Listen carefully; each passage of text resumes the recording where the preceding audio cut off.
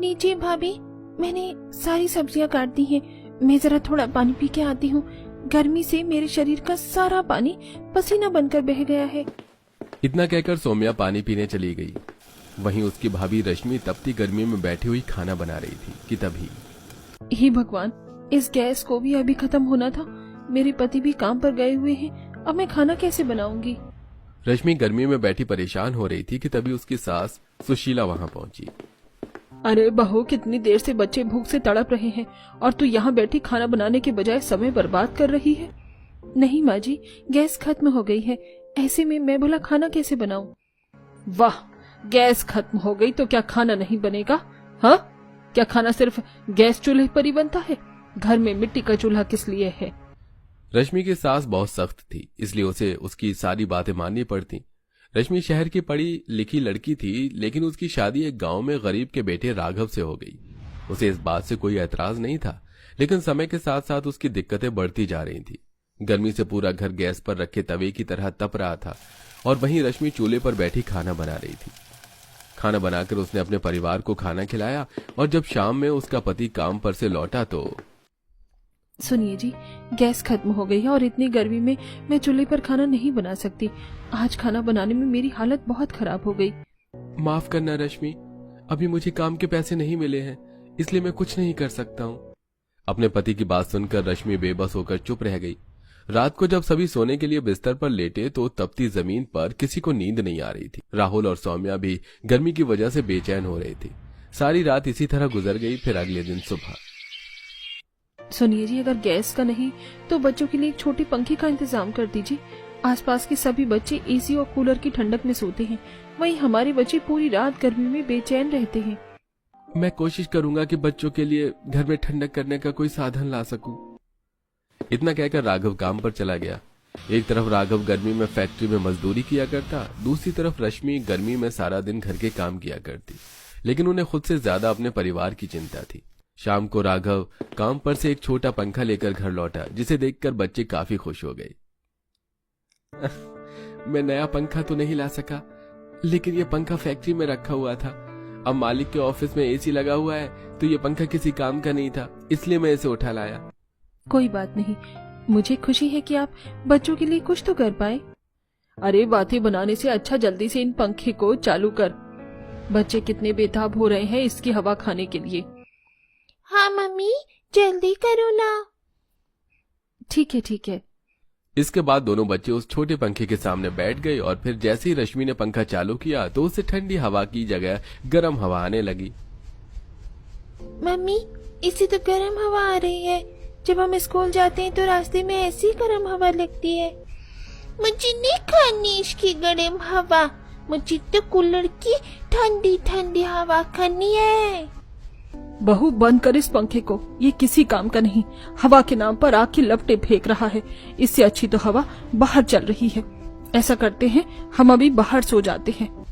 सुशीला के कहने पर रश्मि ने पंखे को बंद किया और फिर उसने सभी का बिस्तर घर के बाहर आंगन में लगा दिया। फिर सभी बाहर लेट गए। वहां गर्मी तो ज्यादा नहीं थी, लेकिन मच्छर उनके शरीर को खा रहे थे। मम्मी, मच्छर काट रहे हैं। मैं अब और बाहर नहीं लेट सकती। मच्छरों ने मेरे पूरे शरीर पर ददोड़ी बना डाली। यहाँ सोने से कोई फायदा नहीं है, मैं अंदर जा रही हूँ। बुआ, मैं भी आपके साथ चलती हूँ। सोनिया अपने भतीजे भतीजी को लेकर वापस घर में चली गई। फिर थोड़ी देर बाद सभी ने बाहर सोने से हार मान ली और सभी वापस अंदर आकर लेट गए। वहां रश्मि अपने बच्चों को हाथ के पंखे से हवा करने लगी। पूरी रात रश्मि ने सौम्या और राहुल को हवा की और सुबह जल्दी उठकर उन्हें स्कूल भेजने के लिए नाश्ता बनाने लगी। अब जब गैस ही नहीं है तो इस सिलेंडर का क्या फायदा? मैं इसे यहाँ से हटा देती हूँ। जैसे ही रश्मि ने सिलेंडर को हटाने की कोशिश की, तभी उसकी नजर कोने में रखे पंखे पर पड़ी। ये सिलेंडर और ये पंखा दोनों ही यहाँ पर रखे सिर्फ जगह घेर रहे हैं। क्या मैं इन दोनों का कुछ नहीं कर सकती, जिस तरह मेरा छोटा भाई जुगाड़ करके किया करता था? रश्मि ने थोड़ी देर याद किया कि किस तरह उसका खुराफाती दिमाग वाला भाई घर की चीजों में जुगाड़ करके उन्हें इस्तेमाल करने लायक बनाता था। उसने भी कुछ ऐसा ही करने की सोची। अभी तो सभी सोए हुए हैं। अगर मुझे इनसे कुछ बनाना है तो जल्दी काम शुरू करना होगा, लेकिन पहले बच्चों को स्कूल भेज देती हूँ। राहुल और सौम्या को स्कूल भेजने के बाद रश्मि वो पंखा और खाली सिलेंडर लेकर बैठी। थोड़ी देर सोचने पर उसके दिमाग में आइडिया आया कि वो उस खाली सिलेंडर और पंखे से एक कूलर बनाकर तैयार करेगी। इसके बाद रश्मि जंगल से कुछ घास लेकर आई और फिर कूलर बनाने को बैठ गई।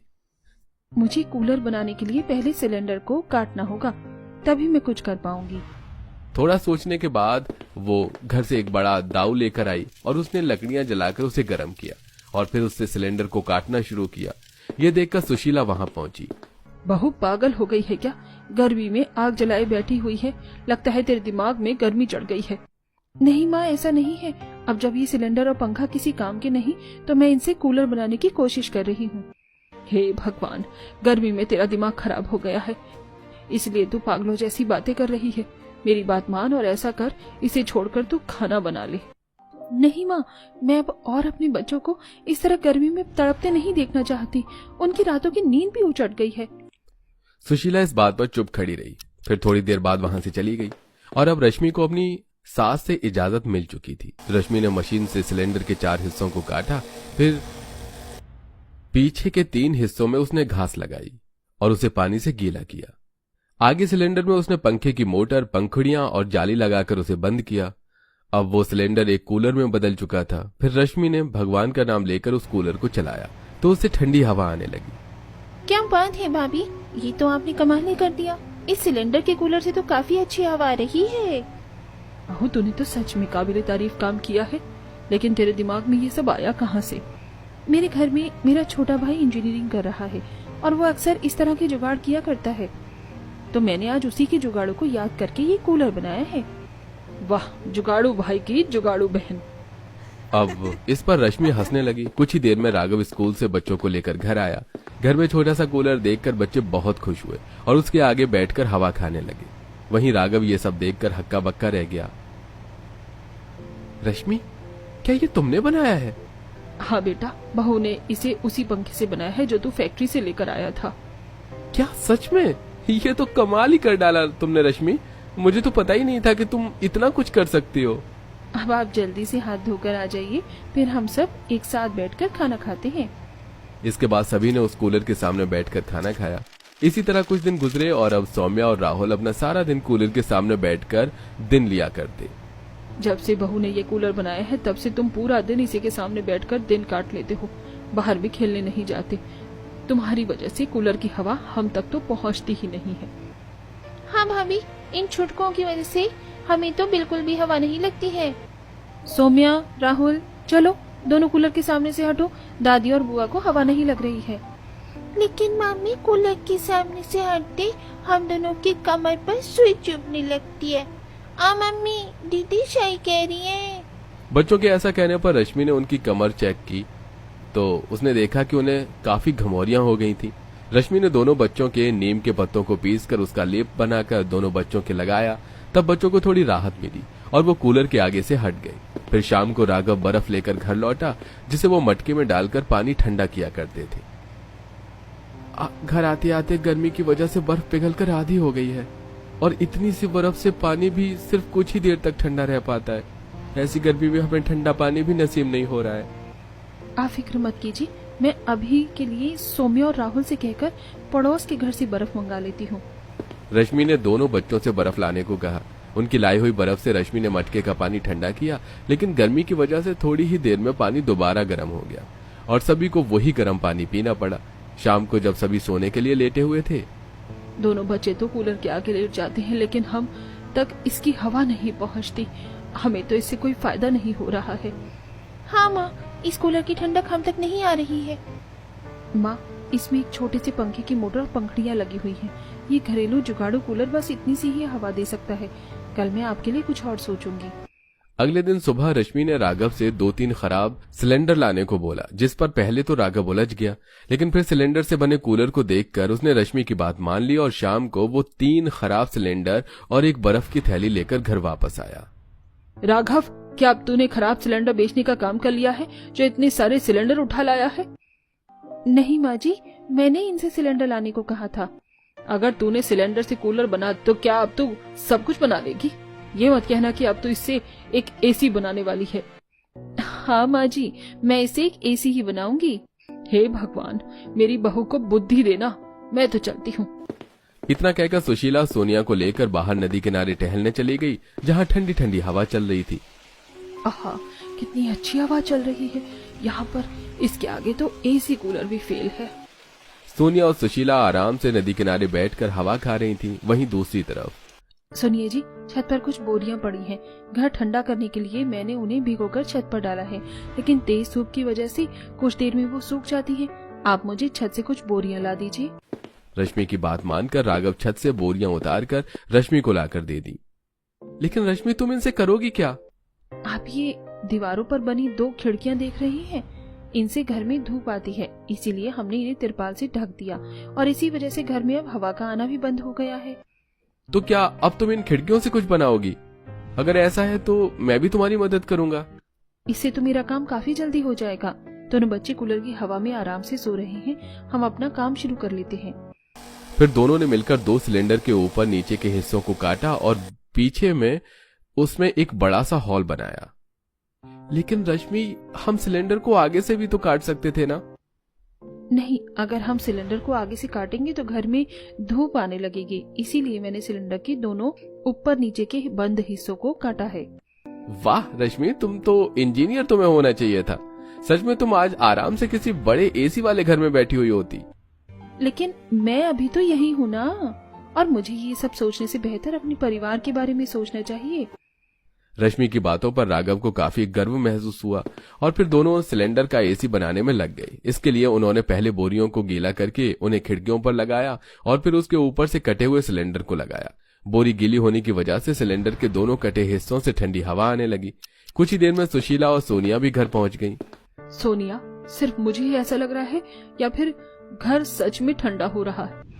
हाँ माँ, घर सच में काफी ठंडा लग रहा है। कहीं ये भाभी का ही तो कोई जुगाड़ नहीं? इतना कहकर सोनिया और सुशीला के घर में सब तरफ देखने पर उनकी नजर घर की डेकरों पर लगे 2 सिलेंडर से बने एसी पर पड़ी। अरे बहू, क्या तूने सच में सिलेंडर के एसी बना डाले?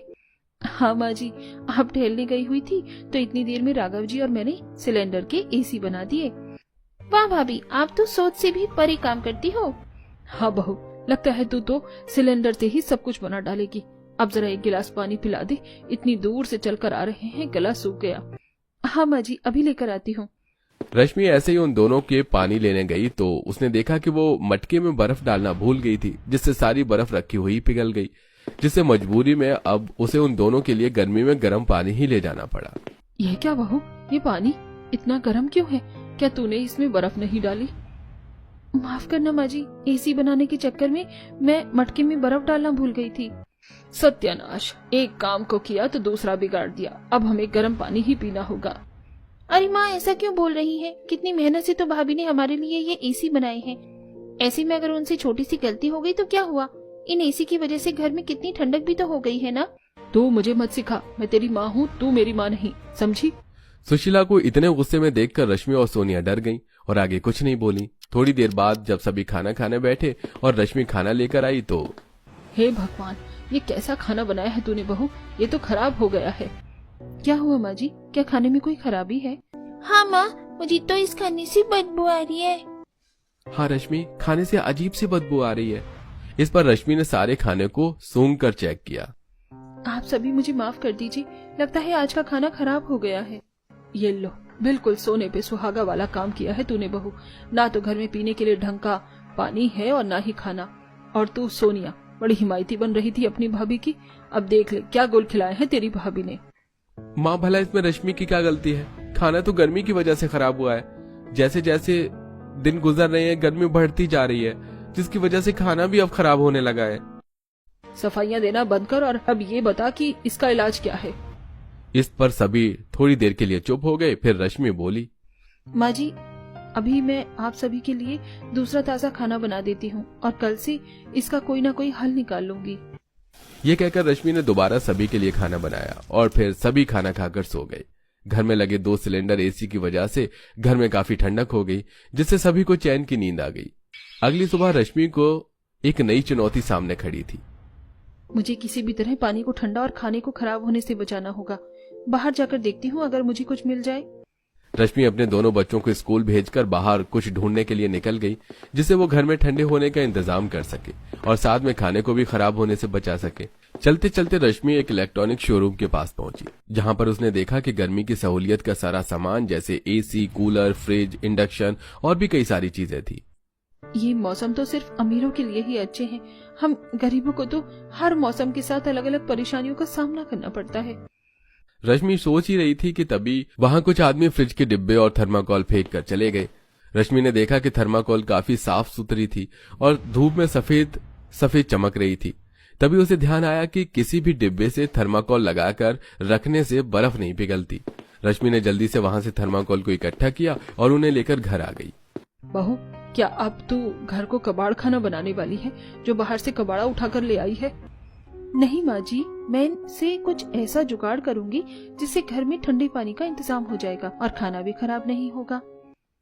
सुशीला को कुछ भी समझ में नहीं आया। वो चुपचाप देखने लगी कि अब उसकी बहू क्या जुगाड़ करने वाली है। रश्मि ने राघव के लाए 2 सिलेंडर लिए और फिर एक सिलेंडर को आधा काट कर उसमें थर्माकोल लगाया और दूसरे को उसने उसके ऊपर से काटा और उसमें भी थर्माकोल लगाकर फिर थर्माकोल लगाकर उसने ऊपर से कटे सिलेंडर में नीचे की तरफ एक सुराख किया, जिसमें उसने एक छोटी सी टंकी लगा दी। बस अब मुझे सिर्फ बर्फ चाहिए, फिर मेरा सिलेंडर का वाटर कूलर और सिलेंडर का फ्रिज पूरी तरह से कामयाब हो जाएगा। सुशीला और सोनिया खड़ी हुई सिर्फ एक दूसरे के मुंह को देख रही थी। शाम को राघव रश्मि के कहने पर ढेर सारी बर्फ लेकर आया। रश्मि ने उस बर्फ को आधे कटे सिलेंडर में थर्माकोल के ऊपर बिछा दिया और उस पर उसने खाने के बर्तनों को रखकर उसे ऊपर से ढाका, जिससे अब खाना गर्मी में खराब होने से बच गया। वहीं दूसरे सिलेंडर में उसने पानी भरकर उसमें बर्फ डाली और उसे भी ऊपर से ढक दिया। अंदर लगे थर्माकोल की वजह से पानी काफी देर तक ठंडा रहा और नीचे लगाई टंकी से आसानी से उससे पानी लिया जा सकता था। वाह बहू, तेरी वजह से आज हमें गर्मी में ठंडा पानी पीना नसीब हुआ है, वो भी इतनी आसानी से। हाँ रश्मि, माँ सही कह रही है। तुम्हारी वजह से बिना खर्चे के आज हमारे घर में गर्मी की सारी सहूलियत का सामान मौजूद है।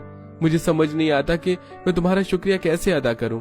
मुझे बहुत खुशी है कि मैं आप सभी के लिए इतना सब कुछ कर पाई। इससे ज्यादा मुझे और कुछ नहीं चाहिए।